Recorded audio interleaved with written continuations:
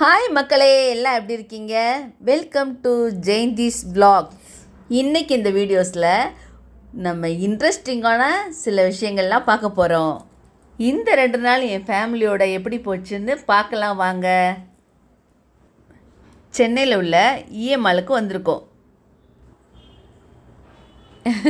என் பேத்தியை பாருங்கள் மக்களே, எவ்வளோ ஹாப்பியாக இருக்கான்னு. அவள் ஏன் இவ்வளோ ஜாலியாக இருக்கான்னு தெரியுங்களா? வானத்தில் நிலா இருக்குல்ல, அதை பார்த்துட்டு தான் இவ்வளோ ஜாலியாக இருக்கா. வாங்க மாலுக்குள்ளே போகலாம். மாலுக்குள்ளே போயிட்டு என்னென்ன இருக்குதுன்னு பார்க்கலாமா? உள்ளே வந்ததும் ஒரு கேண்டி ஷாப்பை பார்த்துட்டா,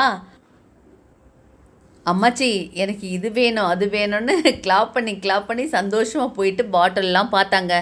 பார்த்துட்டு பக்கத்தில் போய் கடைக்கார்ட்ட கை நீட்டி அது வேணும் இது வேணும்னு சொல்லிகிட்டே இருந்தா.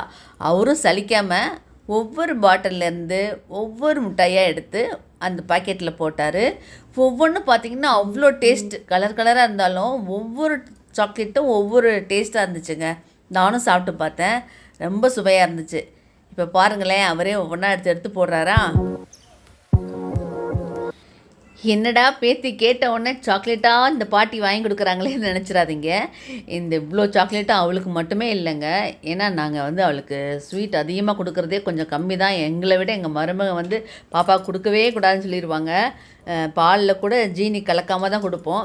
இருந்தாலும் எல்லா குழந்தைங்களுக்குமே கொடுக்க வேண்டியது கம்பல்சரி ஆகிப்போச்சு.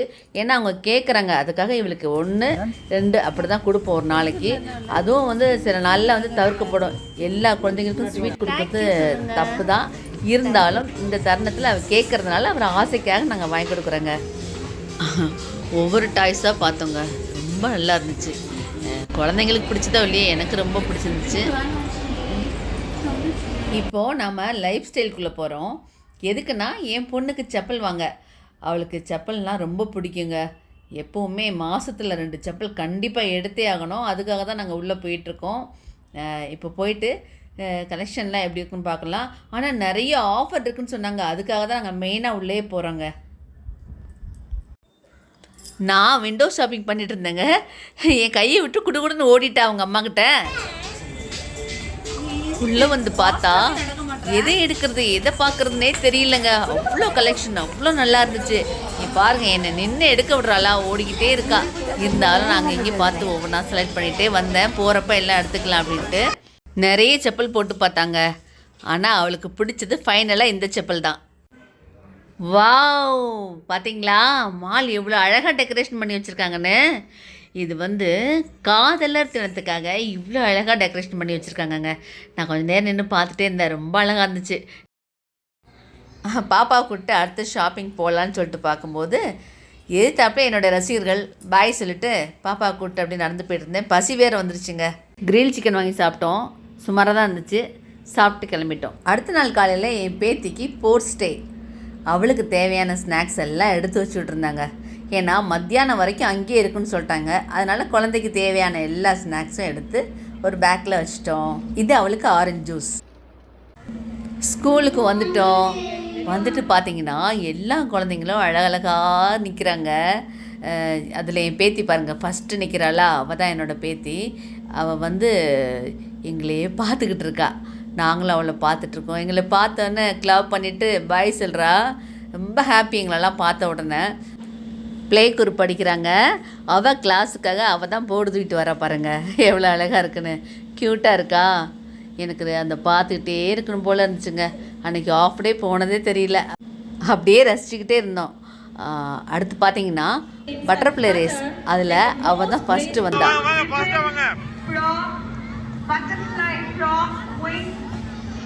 பாருங்க, சூப்பராக பின்னாடி வந்துகிட்டே இருக்காங்க மேடம்.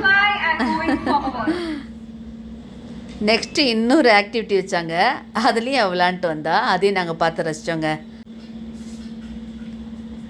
அடுத்து பார்த்திங்கன்னா ஒவ்வொரு விளையாட்டுலையும் கலந்துக்கிட்டா. இப்போ பாருங்கள், கையில் பட்டர்ஃப்ளை டாட்டு போட்டிருக்காங்க. அது இங்கே எல்லாத்துலேயும் காமிக்கிறா. நாங்கள் பார்த்து ரசிக்கிறோம். பக்கத்தில் இருக்கிறது தான் என் மருமக, பின்னாடி உட்காந்துருக்குது என் பையன். எங்கள் வீட்டுக்காரர் எல்லாருமே உட்காந்து எங்கள் பாப்பா விளையாடுறத நாங்கள் ரசிச்சுக்கிட்டே இருக்கோம். அவளுக்கும் எங்களை பார்த்துட்டு ரொம்ப ஹாப்பிங்க.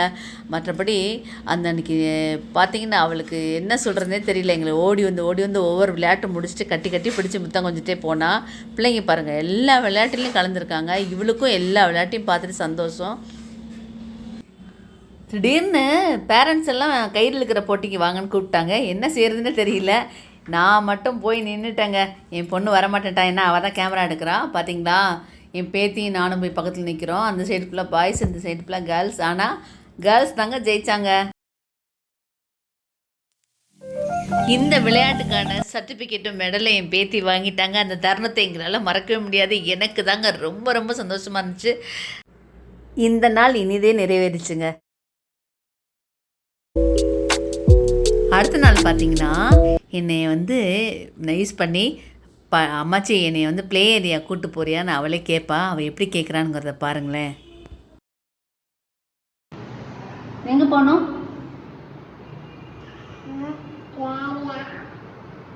பிளேயிங் ஏரியாவா? என்னது? அவன் கேட்ட உடனே கூட்டு போகாமல் இருப்பேனா? உடனே கிளம்பிட்டேங்க. டான்ஸை பார்த்தீங்களா? ப்ளே ஏரியான்னு சொல்கிறாங்க. ஆனால் இதுக்குள்ளே அந்த விளையாட்டு ஜாமாக தான் இருக்கும், விளையாடுறாங்கன்னு நினைக்கிறோம். ஆனால் குழந்தைங்களுக்கு அறிவுபூர்வமான நிறைய விளையாட்டு வச்சுருக்காங்கங்க. இங்கே இருக்கு பாரு. ஹெவனோ ஹெச் எங்கே இருக்குடா? Okay okay. இப்போ இருக்கிற காலகட்டத்தில் பிள்ளைங்களை சின்ன வீடு பக்கத்தில் ரோடு இந்த மாதிரி உள்ளுக்குள்ளேயே அடைச்சி வைக்காமல் அவங்க மெயின் ரிலாக்ஸ்காண்டி அப்படியே கூட்டிகிட்டு போய் அவங்கள நல்லா விளையாட விடணுங்க. ஏன்னா நம்மெல்லாம் கிராமத்துலேருந்து வளர்ந்து பிறந்திருப்போம். அங்கே பார்த்திங்கன்னா நல்லா விளையாடுவோம், அந்த டயர்டில் தூங்கிடுவோம். இவங்களை இந்த மாதிரி ஸ்கூல் விட்டு இந்த மாதிரி கொஞ்சம் நேரம் என்டர்டைன் பண்ணி விட்டால் தான் அவங்களும் என்ஜாய் பண்ணுவாங்க, நல்லா ஜாலியாக இருப்பாங்க. தூங்குறப்போ நல்லா டீப் ஸ்லீப் போவாங்கங்க. நான் என் பேத்தியை வாரத்துக்கு ஒரு முறையாவது இப்படி கூப்பிட்டு வந்துடுவேன். நான் கூப்பிட்டு வரலன்னா அவங்க அப்பா கூப்பிட்டு போயிடுவாங்க. இந்த மாதிரி ஏதாவது ஒரு சூழ்நிலையில் பிள்ளைகளை நம்ம கண்டிப்பாக கொண்டு வரணுங்க. பாருங்களேன், ஹேர் ட்ரை பண்ணுறாங்களாம்.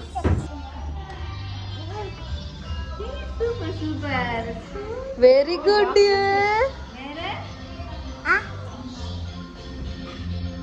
இங்கே பாருங்க கிச்சன் செட்டு. சூப்பர். அம்மாச்சி சமையல் பண்ணி கொடுங்க, சீக்கிரம் பசிக்குது. சமைங்க, குக் பண்ணுங்கடா. என்ன ஆர்வமாக சமைக்கிறா பாருங்க. ஃபுல் கவனமாக அதில் தான் இருக்குது. என்ன சமையல் தெரியலையே. பார்க்கலாம். அடுத்து பார்த்தீங்கன்னா ஒரு ஸ்பாஞ்சை வச்சு அவங்களே வீடு கட்டுறாங்க. சூப்பராக கட்டிக்கிட்டு இருக்காங்கங்க. வீடு கட்டி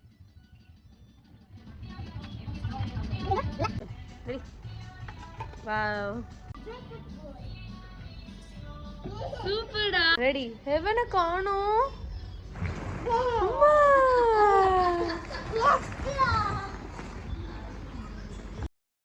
ரெடி ஸ்டார்ட். 1 2 3 டமா. அப்புறம் பீஸா ஐஸ்கிரீம் எல்லாம் சாப்பிட்டோங்க. சாப்பிட்டு முடிச்சுட்டு அடுத்து என்ன, நம்ம டியூட்டி தான். பாப்பாவுக்கு ஊட்டுற வேலை. நான் ஊட்டினா நல்லா சாப்பிடுவா. ஆனால் என்னை கொஞ்சம் நேரம் விளையாட விடுவா பாருங்கள். அவள் கூட சேர்ந்து நானும் விளையாண்டுட்டு ஊட்ட வேண்டியது தான். ஏதாவது எனக்கு அப்படியே விளையாட்டு காமிச்சிட்டே இருப்பா. நான் ஊட்டி விட்டுருவேன். சாப்பிடுங்கன்னு பின்னாடியே போகணுங்க. நெக்ஸ்ட்டு பார்த்தீங்கன்னா அவங்க மாமா கூட ஒரே கொஞ்சல்.